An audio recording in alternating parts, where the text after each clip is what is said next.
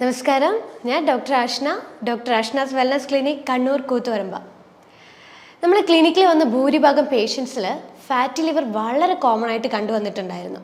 അത് ഫാറ്റി ലിവറിൻ്റെ ലക്ഷണങ്ങൾ വെച്ച് കണ്ടുപിടിച്ചതല്ല, മറ്റേതെങ്കിലും ഒരു അസുഖത്തെ തുടർന്ന് നമ്മൾ ബ്ലഡ് ടെസ്റ്റ് സജസ്റ്റ് ചെയ്യും. അപ്പോൾ ലിവർ ഫംഗ്ഷൻ ടെസ്റ്റിൻ്റെ അകത്ത് SGOT, SGPT, ആൽക്കലൈൻ ഫോസ്ഫേറ്റ് ഒക്കെ കൂടിയിട്ട് കണ്ടിട്ടുണ്ട്.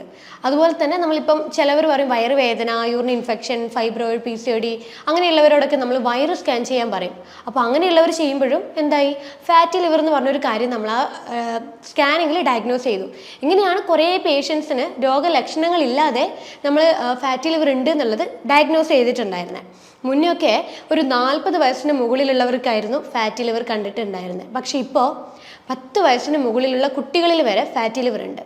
ഒരു കുറച്ച് നാളുകൾക്ക് മുന്നേ നമ്മുടെ ക്ലിനിക്കിൽ പാരൻസും കുട്ടികളായിട്ട് വന്നു. അപ്പോൾ ഒരു 14 വയസ്സുള്ളൊരു കുട്ടി. അപ്പോൾ ചോദിച്ചു എന്താ പ്രശ്നം. അപ്പോൾ കുട്ടിയുടെ പാരൻസാണ് പറഞ്ഞത് ഫാറ്റി ലിവർ. ശരിക്കും ഞാൻ ഞെട്ടിപ്പോയി, കാരണം 14 വയസ്സുള്ള കുട്ടികൾക്ക് വരെ ഇപ്പോൾ ഫാറ്റി ലിവർ ഉണ്ട്. അത്രമാത്രം നമ്മുടെ ജീവിതശൈലിയിൽ ഉണ്ടാകുന്ന മാറ്റമാണ് ഇപ്പോൾ ഫാറ്റി ലിവർ ഇങ്ങനെ വളരെ കോമൺ ആയിട്ട് എല്ലാവരിലും കണ്ടുവരുന്നത്. പക്ഷേ സ്റ്റാർട്ടിങ്ങിൽ എന്ത് ചെയ്യും, നമ്മൾ ഈ ഫാറ്റി ലിവർ അല്ലേ, അത് സാരമില്ല, എല്ലാവരിലും ഉണ്ടല്ലോ എന്ന് വിചാരിച്ചിട്ട് നമ്മൾ അവോയ്ഡ് ചെയ്ത് കളയും, ശ്രദ്ധിക്കാതെ വരും. ഫുഡും ശ്രദ്ധിക്കില്ല, ഫിസിക്കൽ ആക്ടിവിറ്റീസും ഒന്നും ശ്രദ്ധിക്കാതെ പിന്നീട് നോക്കുമ്പോൾ എന്താവും, ഇത് ഗ്രേഡ് കൂടി സിവിയർ ആയിട്ടുള്ള കോംപ്ലിക്കേഷൻ ആയിട്ടുള്ള സ്റ്റേജിലോട്ടേക്ക് ഷിഫ്റ്റ് ചെയ്യും. അപ്പോഴാണ് എന്ത്, നമ്മൾ ഭയങ്കരമായിട്ട് വറീഡ് ആവും, അയ്യോ ഡയറ്റ് ശ്രദ്ധിക്കണമല്ലോ, എക്സസൈസ് ചെയ്യണമല്ലോ എന്നുള്ള തോട്ട് നമുക്ക് വരുന്നത്. അപ്പോൾ എങ്ങനെയാണ് ഫാറ്റി ലിവർ നമ്മുടെ ശരീരത്തിൽ വരുന്നത്, എന്തൊക്കെയാണ് ലക്ഷണങ്ങൾ നമ്മുടെ ശരീരത്തിൽ കാണിക്കുന്നത് എന്നുള്ളൊരു കാര്യമാണ് ഞാൻ ഈ ഒരു വീഡിയോയിൽ നിങ്ങളായിട്ട് ഷെയർ ചെയ്യുന്നത്.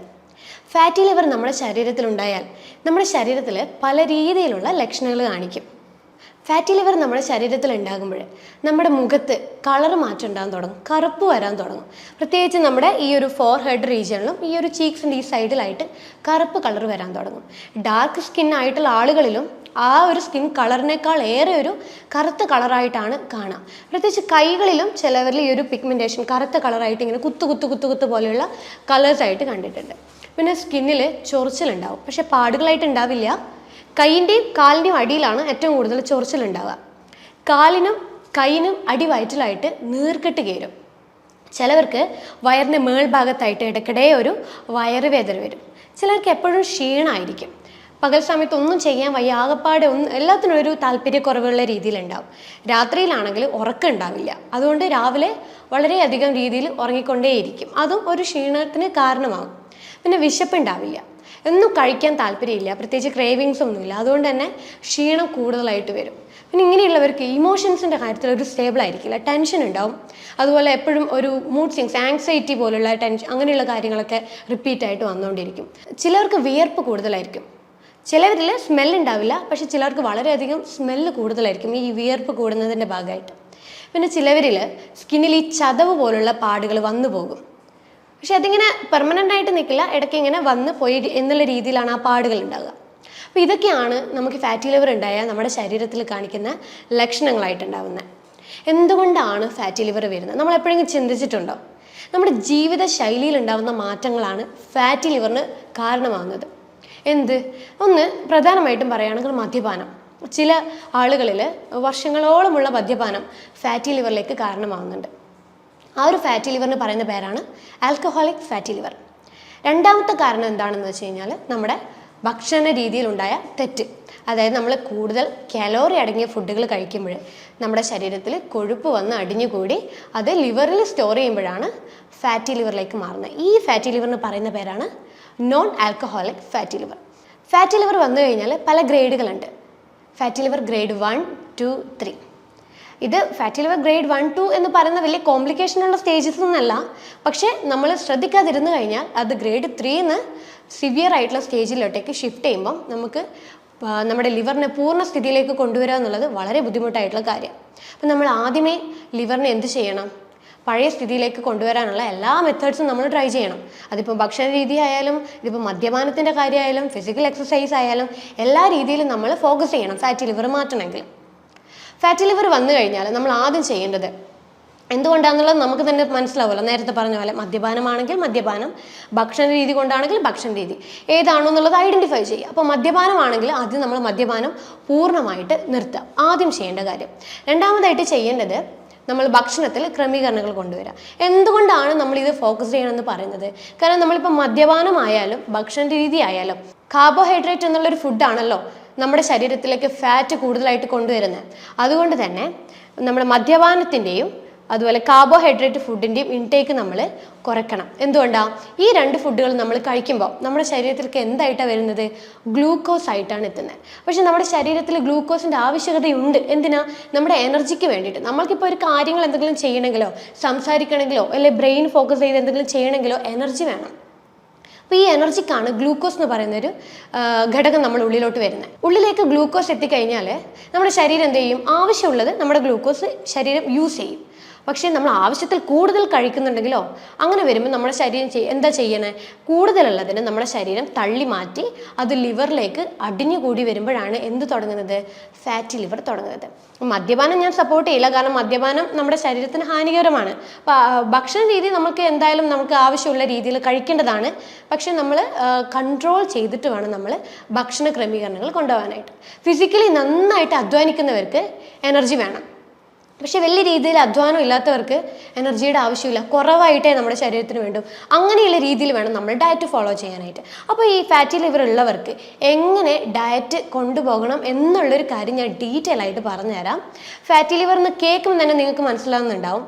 ഫാറ്റ് അതായത് കൊഴുപ്പ്, നമ്മുടെ കരളിൽ കൊഴുപ്പ് വന്ന് അടിഞ്ഞു കൂടുന്ന ഒരു അവസ്ഥയാണ് ഫാറ്റി ലിവർ എന്ന് പറയുന്നത്. ഫാറ്റി ലിവർ വന്നു കഴിഞ്ഞാൽ ഇനി കൊഴുപ്പിൻ്റെ ശരീരത്തിന് ആവശ്യമുണ്ടോ? ഇല്ല, കാരണം ശരീരത്തിൽ ഓൾറെഡി കൊഴുപ്പ് അടിഞ്ഞു കൂടാൻ തുടങ്ങി. അപ്പം നമ്മൾ എന്ത് ചെയ്യണം? ഇനി കൊഴുപ്പടങ്ങിയ ഫുഡുകൾ കഴിക്കാതിരിക്കാൻ വേണ്ടിയിട്ട് ആദ്യം ശ്രദ്ധിക്കണം. ഏതൊക്കെ? ധാന്യങ്ങളാണ് നമ്മൾ ആദ്യം കുറയ്ക്കേണ്ടതായിട്ടുള്ളത്. ധാന്യങ്ങൾ എന്ന് പറയുമ്പോൾ അരിയാഹാരമാവാം, ഗോതമ്പാവാം, പഞ്ചസാരയാവാം, എണ്ണ പലഹാരങ്ങളാവാം, വറുത്ത് പൊരിച്ച കാര്യങ്ങളാകാം, ജങ്ക് ഫുഡ് ആകാം, കാർബണേറ്റഡ് ഡ്രിങ്ക്സ് ആകാം. ഇതൊക്കെ എന്തായിട്ടാണ് നമ്മുടെ ശരീരത്തിലേക്ക് വരുന്നത്? ഗ്ലൂക്കോസിൽ നിന്ന് കൊഴുപ്പായി എന്നുള്ള രീതിയിൽ കൺവേർട്ട് ചെയ്യുന്ന ഫുഡുകളാണ് ഇതൊക്കെ. അപ്പോൾ നമ്മൾ എന്ത് ചെയ്യണം? അപ്പോൾ ഈ ഫുഡുകളൊക്കെ എന്തായിട്ടാണ് നമ്മുടെ ശരീരത്തിലേക്ക് എത്തുന്നത്? കൊഴുപ്പായിട്ടാണ് നമ്മുടെ ശരീരത്തിലോട്ടേക്ക് മാറുന്നത്. അപ്പോൾ ഫാറ്റി ലിവർ ഉള്ളവർ ഈ ഒരു കൊഴുപ്പടങ്ങിയ ഫുഡുകൾ പൂർണ്ണമായിട്ടും ഒഴിവാക്കേണ്ടത് നിർബന്ധമായിട്ടുള്ള കാര്യമാണ്. കാരണം നമുക്ക് ഓൾറെഡി കൊഴുപ്പ് ശരീരത്തിൽ അടിഞ്ഞു കൂടിയിട്ടുണ്ട്. അപ്പോൾ ഇനി ഒരു കൊഴുപ്പടങ്ങിയ ഫുഡിൻ്റെ ആവശ്യകത നമ്മുടെ ശരീരത്തിനില്ല. ഉള്ള സ്റ്റോർ ചെയ്ത കൊഴുപ്പിനെ നമ്മൾ ഒഴിവാക്കി കളയണമെങ്കിൽ ഇനി ഒരു കൊഴുപ്പടങ്ങിയ ഫുഡുകൾ നമ്മുടെ ശരീരത്തിലേക്ക് കൊടുക്കരുത്. അപ്പോൾ നമ്മളിപ്പോൾ ഒരു ദിവസം സ്റ്റാർട്ട് ചെയ്യുമ്പം നമ്മൾ എന്താ ചെയ്യുന്നത്? യൂഷ്വലി എല്ലാവരും ചെയ്യുന്നത് രാവിലെ തന്നെ നല്ല പാലൊഴിച്ച് നല്ല പഞ്ചസാര ഇട്ടിട്ട് നല്ലൊരു കാപ്പിയോ അല്ലെങ്കിൽ ചായയോ എടുക്കും. പക്ഷെ ഇതെന്താ? ഇതെന്ന് പറയുന്നത് എന്താ? നമ്മൾ പഞ്ചസാരയും പാലും ഒക്കെ ചെല്ലുമ്പോഴേ ഇത് കൊഴുപ്പായിട്ടാണ് ശരീരത്തിൽ വരുന്നത്. തുടക്കം തന്നെ എന്തായി? നമ്മുടെ ശരീരത്തിന് കൊഴുപ്പായിട്ടാണ് കിട്ടുന്നത്. പക്ഷെ ന്യൂട്രീഷൻ ഒന്നും തന്നെ വന്നില്ല. നമ്മൾ പറയുന്നില്ലേ your breakfast is your brain food എന്ന് നമ്മൾ പറയുന്നില്ലേ? പക്ഷേ നമ്മൾ എന്താ കൊടുക്കുന്ന? പകരം നേരെ തല തിരിച്ചിട്ട് കൊഴുപ്പടങ്ങിയ ഫുഡുകളാണ് കൊടുക്കുന്നത്. അങ്ങനെ ചെയ്യാതെ നമ്മൾ ബ്രെയിനിന് വേണ്ട ഫുഡുകൾ എന്താണോ അതാണ് നമ്മൾ പ്രൊവൈഡ് ചെയ്യേണ്ടത്. അല്ലാതെ ഫാറ്റ് അടങ്ങിയ ഫുഡുകൾ ഒരു ദിവസം തുടങ്ങരുത്. അപ്പോൾ നമ്മളൊരു ദിവസം തുടങ്ങുമ്പോഴേ നമ്മൾ എന്ത് ചെയ്യും? ഒരു രാവിലെ ഒരു 7 മണിക്കോ അല്ലെങ്കിൽ 7:30 ആയിട്ട് നമ്മൾ കുറച്ച് നട്ട്സായിട്ട് സ്റ്റാർട്ട് ചെയ്യുക. ഒരു 5 ബദാം, 5 കാഷ്യൂസ്, ഒരു 2-3 വാൾനട്ട്, ഇങ്ങനെയുള്ള എന്തെങ്കിലും ഒരു നട്ട്സോ പിന്നെ നമ്മൾ ഉണക്കമുന്തിരിങ്ങ അങ്ങനെയുള്ള കാര്യങ്ങളൊക്കെ ആയിട്ട് രാവിലത്തെ ഒരു ഡേ സ്റ്റാർട്ട് ചെയ്യുക. അത് കഴിച്ച് ഒരു 1/2-3 മണിക്കൂറൊക്കെ കഴിഞ്ഞതിന് ശേഷം മാത്രം ബ്രേക്ക്ഫാസ്റ്റിലോട്ടേ പോവുക. അപ്പോൾ ബ്രേക്ക്ഫാസ്റ്റ് എടുക്കുമ്പോൾ നമുക്ക് എന്ത് ചെയ്യാം? ഈ ധാന്യങ്ങൾ ഇങ്ങനത്തെ ഒഴിവാക്കുക, അരിയാഹാരങ്ങൾ ഒഴിവാക്കുക, ഗോതമ്പിൻ്റെ ഐറ്റംസ് ഒഴിവാക്കുക. പകരം നമുക്ക് ചെറുപയർ പൊതിർത്തിട്ട് ചെറുപയറിനെ കൊണ്ടുള്ള ദോശ ഉണ്ടാക്കിയിട്ട് കഴിക്കാം. 1-2 ചെറുപയർ ദോശയായിട്ട് കഴിക്കാം. അല്ലെങ്കിൽ നമുക്ക് ഓട്സ്, സ്റ്റീൽ കട്ട് ഓട്സ് അല്ലെങ്കിൽ റോൾഡ് ഓട്സ് ഒക്കെ ആയിട്ട് അവൈലബിൾ ആയിട്ടുണ്ട്. അതിൻ്റെ ഒരു കപ്പ് ബൗളിൽ ഓട്സ് നമ്മൾ നോർമൽ വെള്ളത്തിൽ കുറുക്കിയെടുത്ത് കുറച്ച് ഉപ്പ് ഇട്ടിട്ട് അതിൻ്റെ കൂടെ നമുക്ക് പ്രോട്ടീൻസ് കൂടുതൽ കമ്പൈൻ ചെയ്തെടുക്കുക. അത് ഓട്സും വേണമെങ്കിൽ നമുക്ക് ഒരു മുട്ടയോ അല്ലെങ്കിൽ ഓട്സ് മാത്രം, വെജിറ്റേറിയൻസ് ആണെങ്കിൽ വെറും ഓട്സ് മാത്രമായിട്ടും കഴിക്കാം. അല്ലെങ്കിൽ വേറൊരു ഓപ്ഷൻ എന്താണെന്ന് വെച്ച് കഴിഞ്ഞാൽ നമുക്ക് രാവിലെ ഒരു നേന്ത്രപ്പഴം പകുതി പുഴുങ്ങിയിട്ടോ അല്ലെങ്കിൽ ജസ്റ്റ് ഒന്ന് നെയ്യിൽ വാട്ടിയെടുത്തിട്ടോ അതിൻ്റെ കൂടെ 2 മുട്ടയോ അല്ലെങ്കിൽ 1 മുട്ടയോ ആയിട്ട് രാവിലത്തെ ബ്രേക്ക്ഫാസ്റ്റ് നമുക്ക് ഈ രീതിയിലൊന്ന് എടുക്കാം. പിന്നെ വരുന്നത് ഒരു 11:30 ആകുമ്പോഴേ എന്തെങ്കിലും ചെറിയ രീതിയിൽ എന്തെങ്കിലും കഴിക്കാം. വേണമെങ്കിൽ ഹാഫ് ബൗൾ പപ്പായയോ ഹാഫ് ബൗൾ വാട്ടർമെലൺ അല്ലെങ്കിൽ ബത്തക്ക, നമ്മുടെ നാട്ടിൽ ബത്തക്ക എന്ന് പറയും, മറ്റുള്ളവർക്ക് തണ്ണിമത്തൻ എന്ന് പറയും. ഹാഫ് ബൗൾ തണ്ണിമത്തനോ അല്ലെങ്കിൽ ഒരു ആപ്പിളോ അല്ലെങ്കിൽ ഒരു പേരയ്ക്കോ അങ്ങനെ എന്തെങ്കിലും ലൈറ്റ് ആയിട്ടുള്ള ഫുഡ് ഒരു 11:30 ആകുമ്പോൾ കഴിക്കാം. ഉച്ചക്ക് ഒരു തവി ചോറ് വേണമെങ്കിൽ കഴിക്കാം നിർബന്ധമാണെങ്കിൽ. അല്ലാത്തവർക്ക് എന്ത് ചെയ്യാം? വെജിറ്റബിൾസിൻ്റെ സാലഡ്സോ അല്ലെങ്കിൽ മീൻ പീര ഇട്ടിട്ടോ അങ്ങനെ എന്തെങ്കിലും കഴിക്കുക. കാരണം നമ്മൾ ഉച്ചക്ക് ഓൾറെഡി നമ്മൾ ചോറ് കാര്യങ്ങളൊക്കെ കട്ട് ചെയ്യാം. അപ്പം നമ്മൾ ഒരു ഫുഡ് കട്ട് ചെയ്യുമ്പോൾ അതിനെ സബ്സ്റ്റിറ്റ്യൂട്ട് ചെയ്തിട്ടുള്ള ഫുഡുകൾ നമ്മൾ ആഡ് ചെയ്യണം. അതായത് പ്രോട്ടീൻ നിർബന്ധമായിട്ടും നമ്മുടെ ലിവറിന് അത്യാവശ്യമായിട്ടുള്ള ഫുഡാണ്. അപ്പോൾ ഉച്ചക്കും രാവിലെയും ഒക്കെ നമ്മൾ ചെറിയ ചെറിയ തോതിൽ നമ്മൾ പ്രോട്ടീൻ നിർബന്ധമായിട്ടും കൊടുത്തിരിക്കുക. അതും ചെറിയ ചെറിയ മീനുകൾ എന്ന ഫോമിലോ അല്ലെങ്കിൽ മുട്ടയായിട്ടോ അല്ല ചിക്കനായിട്ടോ അങ്ങനെ ഏതെങ്കിലും ഒരു രീതിയിൽ നമ്മൾ ദിവസവും പ്രോട്ടീൻ ഉൾപ്പെടുത്താൻ വേണ്ടി ശ്രമിക്കുക. അപ്പോൾ ഉച്ചക്കത്തെ ഫുഡിൽ നമുക്ക് എന്ത് ചെയ്യാം, മീൻ പൊള്ളിച്ചിട്ടോ അല്ലെങ്കിൽ നമുക്ക് മീൻ വേണമെങ്കിൽ പീര ഇട്ടിട്ടോ അങ്ങനെ എന്തെങ്കിലും ആക്കിയിട്ട് മീൻ കഴിക്കുക. അതിൻ്റെ കൂടെ വെജിറ്റബിൾസിൻ്റെ തോരനോ അല്ലെങ്കിൽ പിന്നെ അവിയലോ പിന്നെ സാലഡ്സോ അങ്ങനെ എന്തെയായിട്ട് ഇതിൻ്റെ കൂടെ കഴിക്കുക. അങ്ങനെ വരുമ്പോൾ നമ്മുടെ വയറ് ഫുള്ളാണ്. നമുക്കൊരിക്കലും ചോറ് കഴിച്ചില്ലല്ലോ എന്നൊരു തോന്നൽ വരില്ല. ഇങ്ങനത്തെ ഫുഡ് കഴിച്ച് വരുമ്പോൾ തന്നെ വയറ് നിറഞ്ഞൊരു ഫീൽ ഉണ്ടാവും. അപ്പോൾ നമ്മുടെ ശരീരത്തിലേക്ക് ആ ടൈമിലേക്ക് കൊഴുപ്പായിട്ടൊന്നും ചെല്ലുന്നില്ല. പിന്നെ നമുക്ക് എന്ത് ചെയ്യാം, ഒരു 4 മണിയാകും എഗെയിൻ ഒരു കുറച്ച് നട്ട്സ് കാര്യങ്ങൾ ഉൾപ്പെടുത്തുക. വേണമെങ്കിൽ ഗ്രീൻ ടീയോ അല്ലെങ്കിൽ കട്ടൻ കാപ്പിയോ നിർബന്ധമുള്ളവർക്ക് കട്ടൻ കാപ്പിയോ നിർബന്ധമുള്ളവർക്ക് കട്ടൻ കാപ്പിയായിട്ടും എടുക്കാം. അത് വിത്തൗട്ട് ഷുഗർ ഇല്ലാതെ വേണം നമ്മൾ കട്ടൻ കാപ്പിയൊക്കെ ആയിട്ട് എടുക്കാൻ വേണ്ടിയിട്ട്. അല്ലെങ്കിൽ ഫ്രൂട്ട് സാലഡ്സോ അല്ലെങ്കിൽ കുറച്ച് നട്ട്സോ അങ്ങനെ എന്തെങ്കിലും ആയിട്ട് വൈകുന്നേരത്തെ ഫുഡാക്കി മാറ്റാം.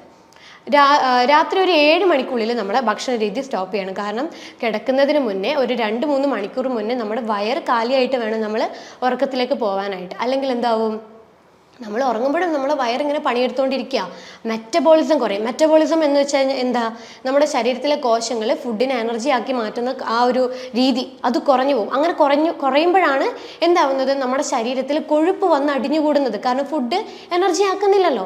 അങ്ങനെ വരുമ്പോഴേ നമുക്ക് കൊഴുപ്പ് കൂടുതലായിട്ട് വരും, ഫാറ്റി ലിവർ വരും, അമിതവണ്ണം വരും, PCOD വരും, ഡയബറ്റിക് ആവും, പ്രമേഹം, പിന്നെ കൊളസ്ട്രോൾ, ഇങ്ങനെയുള്ള പല കണ്ടീഷൻസ് വരും. അപ്പോൾ രാത്രി ഒരു 7 മണി ആകുമ്പോഴേക്കും നമ്മൾ രാത്രിത്തെ ഫുഡ് സ്റ്റോപ്പ് ചെയ്യണം. അത് എന്തൊക്കെയാണെന്ന് വെച്ചാൽ സെയിം നമുക്കൊരു കുറച്ച് സാലഡ് ഫോമിൽ എന്തെങ്കിലും ഉണ്ടാക്കുക, അല്ലെങ്കിൽ വെജിറ്റബിൾസിൻ്റെ തോരൻ ഉച്ചക്കത്തെ ബാക്കിയുണ്ടെങ്കിൽ അത് കഴിക്കാം. അങ്ങനെ എന്തെങ്കിലും രീതിയിൽ കഴിക്കുക. ഒരിക്കലും ചോറോ അല്ലെങ്കിൽ രാവിലത്തെ ബ്രേക്ക്ഫാസ്റ്റ് എന്തെങ്കിലും ബാക്കിയുണ്ടെങ്കിൽ അതോ അങ്ങനെയൊന്നും കഴിക്കരുത്. ഡയറക്റ്റ് ഫ്രഷ് ആയിട്ട് ഉണ്ടാക്കിയ ഫുഡായിട്ട് മാത്രം രാത്രിത്തെ ഫുഡിൽ ഉൾപ്പെടുത്താം. അപ്പോൾ നമുക്ക് എന്തെങ്കിലും തോരൻ അല്ലെങ്കിൽ വെജിറ്റബിൾ സാലഡ്സ് അത് നമുക്ക് ഗ്രേറ്റ് ചെയ്ത കോക്കനസ് തേങ്ങ ചിരണ്ടിയിട്ട് അതിലിടാം. നമ്മുടെ ഇപ്പോൾ ഫാറ്റി ലിവർ ഉള്ളവർക്ക് നമ്മൾ എന്താ ഫോക്കസ് ചെയ്യേണ്ടത്, കാലോറി അടങ്ങിയ ഫുഡുകൾ നല്ല രീതിയിൽ കുറയ്ക്കുക, ഹൈ പ്രോട്ടീൻ ഉൾപ്പെടുത്തുക, ഹൈ ഗുഡ് ഫാറ്റ് ഉൾപ്പെടുത്തുക. അപ്പോൾ ഈ ഗുഡ് ഫാറ്റ് എന്ന് പറയുമ്പോൾ എന്തൊക്കെയാണ്, തേങ്ങ വരും, നെയ്യ് വരും, പിന്നെ അതുപോലെ തന്നെ ബട്ടർ വരും, അവക്കാഡോ വരും. ഇതൊക്കെ നല്ല ഗുഡ് ഫാറ്റ് അടങ്ങിയ ഫുഡുകളാണ്. അപ്പോൾ ഇതൊക്കെ നല്ല രീതിയിൽ ദിവസം ഉൾപ്പെടുത്തുന്നത് കൊളസ്ട്രോളോ കാര്യങ്ങളോ അല്ലെങ്കിൽ ഫാറ്റി ലിവറോ ഒന്നും കൂടാൻ പോകുന്നില്ല. അപ്പോൾ നമ്മുടെ രാത്രിത്തെ ഭക്ഷണത്തിനകത്ത് സാലഡ്സ് ഉച്ചക്കും ഉണ്ടാക്കുമല്ലോ, സാലഡ്സ് ഒക്കെ ഉണ്ടാക്കുമ്പോൾ നമ്മൾ തേങ്ങ ചിരണ്ടി ഇട്ടിട്ട് ആ ഒരു സാലഡ് ഉണ്ടാക്കിയിട്ട് കഴിക്കാം. അത് നമുക്ക് ശരീരത്തിൽ നല്ല രീതിയിൽ ഫൈബേഴ്സ്, ഈ വെജിറ്റബിൾസിൻ്റെ ഫൈബേഴ്സ് നല്ല രീതിയിൽ എത്തും. അതുപോലെ തന്നെ ഗുഡ് ഫാറ്റ്, തേങ്ങയിലുള്ള ഗുഡ് ഫാറ്റ് നമ്മുടെ ശരീരത്തിലെ കോശങ്ങളിലേക്ക് എത്തും. അതുപോലെ നമുക്ക് പ്രോട്ടീൻ അടങ്ങിയ ഫുഡുകൾ, മുട്ടയോ മീനോ ചിക്കനോ എന്താ ഉള്ളത് അത് ചെറിയൊരു അളവിൽ രാത്രി കഴിക്കുക. ഇങ്ങനെ വരുമ്പോഴെന്താ, ഒരു ദിവസത്തെ ഡയറ്റ് പ്ലാൻ ആയി. അപ്പോൾ ഈ രീതിയിൽ നമ്മൾ ഒരു മാസത്തോളം നമ്മൾ ഡയറ്റ് കൃത്യമായിട്ട് എടുക്കുമ്പോൾ നല്ല രീതിയിൽ നമ്മളെ ഫാറ്റി ലിവർ നമുക്ക് റിവേഴ്സ് ചെയ്യാൻ പറ്റും. പക്ഷേ ഫുഡ് മാത്രം പോരാ, നമ്മുടെ എനർജി എന്ന് പറഞ്ഞൊരു കാര്യം നമ്മൾ ബോഡിയിൽ ഉണ്ടാക്കണം. കാരണം ഓൾറെഡി ശരീരത്തിൽ കൊഴുപ്പ് സ്റ്റോർ ചെയ്ത് വെച്ചിട്ടുണ്ട്. ആ സ്റ്റോർ ചെയ്ത കൊഴുപ്പിനെ കളയണമെങ്കിൽ ഡയറ്റിംഗ് മാത്രം പോരാ, മെയിനായിട്ട് ചെയ്യേണ്ടത് ഫിസിക്കൽ ആക്ടിവിറ്റീസാണ്. ഡെയിലി 1 മണിക്കൂർ നമ്മൾ കൃത്യമായിട്ട് നടക്കുക. അതുപോലെ ശരീരം അനങ്ങിയിട്ടുള്ള എക്സസൈസ് കാര്യങ്ങൾ ചെയ്യുക. മെയിനായിട്ട് എന്താ, വയറ് അബ്ഡോമൻ എക്സസൈസ് ആണ് നമ്മൾ കൂടുതലും ഫോക്കസ് ചെയ്യേണ്ടത്. കാരണം ഏറ്റവും കൂടുതൽ ശരീരത്തിൻ്റെ കൊഴുപ്പ് വന്ന് അടിഞ്ഞു കൂടിയിരിക്കുന്നത് നമ്മുടെ വയറിലാണ്. അപ്പോൾ ഈ വയറിലെ ഫാറ്റ് കുറയണമെങ്കിൽ നടത്തം ഒന്നും ഹെൽപ്പ് ചെയ്യില്ല. പകരം നമ്മൾ എന്ത് ചെയ്യണം, നല്ല രീതിയിൽ അബ്ഡോമൻ എക്സസൈസ് ഒരു ½ ആൻ അവർ ഡെയിലി ഫോക്കസ് ചെയ്യുമ്പം ഫാറ്റി ലിവർ താനേ കുറയും. നമ്മൾ ഭക്ഷണം ശ്രദ്ധിക്കുന്നില്ല, ഫിസിക്കൽ ആക്ടിവിറ്റീസ് ഒന്നും ഇല്ല, ഇങ്ങനെയൊക്കെ വരുമ്പോഴാണ് നമുക്ക് ഫാറ്റി ലിവർ റിവേഴ്സ് ചെയ്യാൻ പറ്റാത്തൊരു സ്റ്റേജിലോട്ട് പോകുന്നത്. അപ്പോൾ നല്ല രീതിയിൽ നമ്മൾ ഡയറ്റിംഗ് നല്ലപോലെ കൺട്രോൾ ചെയ്തിട്ട് മുന്നോട്ട് കൊണ്ടുപോവുക. ചിലപ്പോൾ ഡയറ്റിംഗ് എടുക്കുമ്പോൾ ചിലവർക്ക് ക്രേവിങ്സ് വരും, ഇടയ്ക്കൊന്ന് മധുരം കഴിച്ചാലോ, അത് ചെയ്യാൻ പാടില്ല. കാരണം നമ്മൾ ഡയറ്റിംഗ് ചെയ്ത് നമ്മളെ ബോഡിയുടെ നല്ല ഫ്രഷ് ആയിട്ട് ക്ലീൻ ചെയ്ത് കൊണ്ടുവരുമ്പോൾ പറ്റാത്ത എന്തെങ്കിലും ഫുഡുകൾ ഇട്ട് കിടന്നു കഴിഞ്ഞാൽ പെട്ടെന്ന് ശരീരം അത് വലിച്ചെടുക്കും. എഗെയിൻ അത് പഴയ സ്ഥിതിയിലേക്ക് വരും, ഫാറ്റി ലിവർ ഗ്രേഡ് കൂടും. അങ്ങനെ ചെയ്യാതെ നമ്മളൊരു ഡയറ്റ് ഫോക്കസ് ചെയ്യുമ്പോൾ കണ്ടിന്യൂസ് ആയിട്ട് ഒരു 2-3 മാസം ഫോളോ ചെയ്യുക. എന്നിട്ട് നമ്മൾ എന്ത് ചെയ്യണം, ഒരു 2 മാസമൊക്കെ കഴിയുമ്പോൾ വെയിറ്റ് നല്ലോണം കുറയ്ക്കുക. ഒരു 8 കിലോ 5 കിലോ 10 കിലോളം വെയിറ്റ് കുറക്കുമ്പോൾ തന്നെ ഗ്രേഡ് റിവേഴ്സ് ആവാൻ തുടങ്ങും. 2 ആണെങ്കിൽ ഗ്രേഡ് 1 1 പോകും, 1 ആണെങ്കിൽ പൂർവ്വസ്ഥിതിയിലോട്ടേക്ക് കരളിൻ്റെ പൂർവ്വസ്ഥിതിയിലോട്ട് കൊണ്ടുവരും. അപ്പോൾ ഈ രീതിയിലാണ് ശരിക്കും നമ്മൾ ഡയറ്റ് കാര്യങ്ങളൊക്കെ ഫോക്കസ് ചെയ്യേണ്ടത്. പിന്നെ ശ്രദ്ധിക്കേണ്ടത് ഉറക്കം മാൻഡേറ്ററി ആയിട്ടുള്ളൊരു കാര്യമാണ്. 6 മണിക്കൂർ തൊട്ട് 8 മണിക്കൂർ വരെ നല്ലപോലെ ഉറങ്ങുക. പിന്നെ ചെയ്യേണ്ടത് വെള്ളം നന്നായിട്ട് കുടിക്കുക. ഒരു ഫാറ്റി ലിവർ ഉള്ളവർക്ക് വെള്ളം അത്യാവശ്യമായിട്ടുള്ള ഒരു കാര്യമാണ്. കാരണം നമ്മുടെ കരളിന് വെള്ളം കിട്ടിക്കഴിഞ്ഞാൽ മാത്രമേ എന്ത് ചെയ്യാൻ പറ്റുള്ളൂ, കരളിന് ശുദ്ധീകരണം എന്നൊരു കാര്യം ചെയ്യാൻ പറ്റുള്ളൂ. കരളിലാണ് ഏറ്റവും കൂടുതൽ നമ്മൾ കഴിക്കുന്ന ശരീരത്തിലെ വിഷാംശങ്ങൾ അടിഞ്ഞോടുന്നത്. ആ വിഷാംശത്തെ പുറത്തോട്ടേക്ക് തള്ളിക്കളയാണെങ്കിൽ വെള്ളം മസ്റ്റായിട്ടുള്ള കാര്യമാണ്. ഇപ്പോൾ 20 കിലോ ഉള്ള ഒരാൾ 1 ലിറ്റർ എന്നൊരു കണക്കിന് നമ്മൾ വെള്ളം മെയിൻറ്റെയിൻ ചെയ്യുക ഒരു ദിവസം. വേനൽക്കാലത്താണെങ്കിൽ കുറച്ചുകൂടെ വെള്ളത്തിൻ്റെ അളവ് കൂട്ടുക. ഈ രീതിയിൽ വേണം നമ്മൾ ഫാറ്റി ലിവറിനെ ഓവർകം ചെയ്യാനായിട്ട്, അല്ലെങ്കിൽ ഫാറ്റി ലിവർ എന്നുള്ളൊരു കണ്ടീഷനെ കരളിൻ്റെ പൂർവ്വസ്ഥിതിയിലോട്ടേക്ക് മാറ്റാനായിട്ട്. അപ്പോൾ ഞാൻ നേരത്തെ പറഞ്ഞ പോലത്തെ ലക്ഷണങ്ങൾ എന്തെങ്കിലും നിങ്ങൾ തുടർച്ചയായിട്ട് ഫേസ് ചെയ്യുന്നുണ്ടെങ്കിൽ നിങ്ങൾ സെൽഫായിട്ടൊന്ന് ഡയഗ്നോസ് ചെയ്യുക. ഫാറ്റി ലിവർ ഉണ്ടോ, അങ്ങനെ എന്തെങ്കിലും സംശയം ഉണ്ടെങ്കിൽ നിങ്ങൾ എന്ത് ചെയ്യണം, ഒരു ഡോക്ടറെ പോയിട്ട് കൺസൾട്ട് ചെയ്യുക. എന്നിട്ട് അതിന് വേണ്ട ബ്ലഡ് ടെസ്റ്റും സ്കാനിങ്ങും കാര്യങ്ങളൊക്കെ ചെയ്ത് ഉറപ്പ് വരുത്തുക. ഫാറ്റി ലിവർ ഉണ്ടോ, ഫാറ്റി ലിവർ ഇല്ലയോ എന്നുള്ളൊരു കാര്യം. കാരണം ഫാറ്റി ലിവർ ഉണ്ടെങ്കിൽ നമുക്ക് നീട്ടിക്കൊണ്ടാൻ പാടില്ല, പെട്ടെന്ന് തന്നെ നമുക്കത് തിരിച്ച് റിവേഴ്സ് ചെയ്യിപ്പിക്കണം. അപ്പം എന്താണോ അതിന് വേണ്ട പരിഹാരമായിട്ടുള്ള മാർഗ്ഗങ്ങൾ, ഡയറ്റ് ആണെങ്കിൽ ഡയറ്റ്, അല്ലെ മെഡിസിൻ ആയിട്ട് എടുക്കേണ്ട രീതിയിലാണ് മെഡിസിൻ ആയിട്ടുള്ള രീതിയിൽ അതൊക്കെ കറക്റ്റായിട്ട് എടുത്ത് നമുക്ക് നമ്മളുടെ ആ ഒരു ലിവറിൻ്റെ സ്ഥിതിയെ പൂർണ്ണ സ്റ്റേജിലേക്ക് കൊണ്ടുവരേണ്ടതാണ്. അപ്പം എന്നിട്ടും നിങ്ങൾക്ക് ഇനിയിപ്പം എന്തെങ്കിലും ഇതിനെക്കുറിച്ചുള്ള ഡൗട്ടോ കാര്യങ്ങളോ എന്തെങ്കിലും ഉണ്ടെങ്കിൽ താഴെ കാണുന്ന നമ്പറിൽ നിങ്ങൾക്ക് കോൺടാക്റ്റ് ചെയ്യാം. ഇതുപോലെ തന്നെ മറ്റൊരു ഹെൽത്ത് ടോപ്പിക്കുമായിട്ട് വീണ്ടും കാണാം. അതുവരേക്കും